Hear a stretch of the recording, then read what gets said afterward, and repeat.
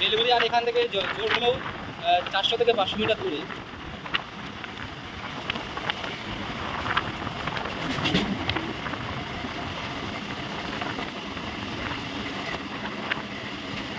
তো সামনেই বেলগুড়ি স্টেশন দেখা যাচ্ছে।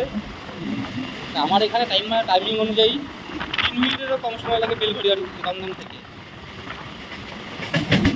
তাহলে বুঝতে পারলেন তো, এই লোকাল ট্রেন কোনো অংশে এক্সপ্রেসের থেকে কম না। এই যে স্পিড রয়েছে, তার মধ্যে এই ট্রেনের পাইলট হলো একজন লোকো পাইলট, হলো আপনার একজন লেডিস এই ট্রেনের লোকো পাইলট।